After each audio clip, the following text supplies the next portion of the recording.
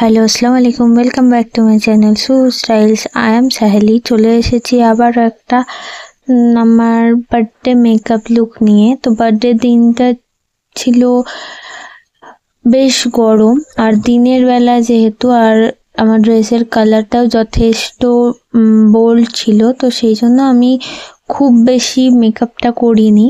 তো তার লাইটের মধ্যেই একটু just glossy kind of makeup করেছিলাম। তো ফার্স্টেই আমি গ্লুটাই লোশনটা ফেসে, নেকে, হাতে অ্যাপ্লাই করে নিচ্ছি। তারপর আমি ডট অ্যান্ড কি এর সানস্ক্রিনটা ইউজ করে নিলাম পুরো ফেস আর নেকের মধ্যে। তো আমার ইয়েলোটা ভালো লাগে, ভিটামিন সি সানস্ক্রিন যেটা, কিন্তু যখন আমি নিতে গিয়েছিলাম সেটা ছিল না, তাই আমাকে এটাই নিতে হয়েছে। তো তারপর আমি অ্যাপ্লাই করে নিচ্ছি ফেসেস ক্যানাডার strobe cream in the shade pink. তো এটা খুব ভালো একটা স্ট্রোব ক্রিম, একটা ইনস্ট্যান্ট গ্লো দেয়, যেটা তোমরা দেখতেই পাচ্ছ। এই স্ট্রোব ক্রিমটা অ্যাপ্লিকেশনের পরে সত্যিই স্কিনে একটা খুব সুন্দর শাইন আসে, গ্লো আসে।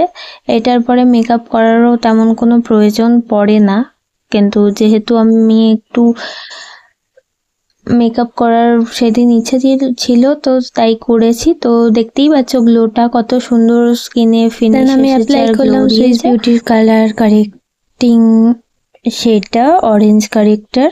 তো আমার লাইট ডার্ক সার্কেল ছিল আর স্কিনে একটু দাগ আছে, তো সেটার জন্য একদম অল্প পরিমাণে নিলেই হয়, কারণ এটা যথেষ্ট অরেঞ্জি, যেটা আমার স্কিনে যায় না।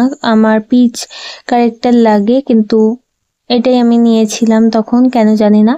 তো আমি সেটা ভালো করে ফিঙ্গার্স দিয়ে অ্যাপ্লাই করে নিচ্ছি। ফিঙ্গার্স দিয়ে অ্যাপ্লাই করলে কি হয়, সেই জিনিসটা ভালোভাবে অ্যাপ্লাই হয়, প্লাস সেটার এক্সেস প্রোডাক্ট থাকে না। ব্লেন্ডার দিয়ে করলে কিছুই বোঝা যায় না। তো তারপর আমি সুইস বিউটির কনসিলার অ্যাপ্লাই করে ব্লেন্ডার দিয়ে সেটাকে ব্লেন্ড করে দিচ্ছি। যেহেতু সুইস বিউটির কনসিলারটা আমি একটু বেশি নিয়ে ফেলেছিলাম, তাই আমি ব্লেন্ডার দিয়ে অ্যাপ্লাই করলাম। তোমরা চাইলে হাত দিয়ে, ব্রাশ দিয়েও করতে পারো, কিন্তু আমি ব্লেন্ডার আর হাতেই বেশি কমফোর্টেবল। তারপর আমি ল্যাকমির ভিটামিন সি টিন্ট ইউজ করে নিলাম, যাতে SPF 15 রয়েছে। তোমরা জানোই খুব সুন্দর একটা গ্লো দেয়, ন্যাচারাল গ্লো।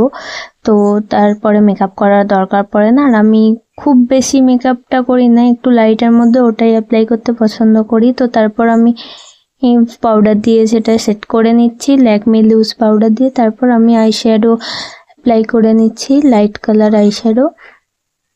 তারপর কর্নারে একটু ডার্ক কালার আমি অ্যাপ্লাই করে নেব। তারপর আমি পিঙ্ক শিমরি শেড নিয়ে সেটাকে লিডে অ্যাপ্লাই করে নিয়ে মাস্কারা, লিপস্টিক, ব্লাশ দিয়ে লুকটা কমপ্লিট করি। এই ছিল আমার মেকআপ লুক। আমার বেশি ক্লিপ নেওয়া হয়নি, দেখে অবশ্যই জানিও কেমন লাগলো। দেখা হচ্ছে নেক্সট ভিডিওতে, ততক্ষণের জন্য টাটা বাই। দেখা হচ্ছে নেক্সট ভিডিওতে। লাইক, শেয়ার, সাবস্ক্রাইব করে দিও। বাই।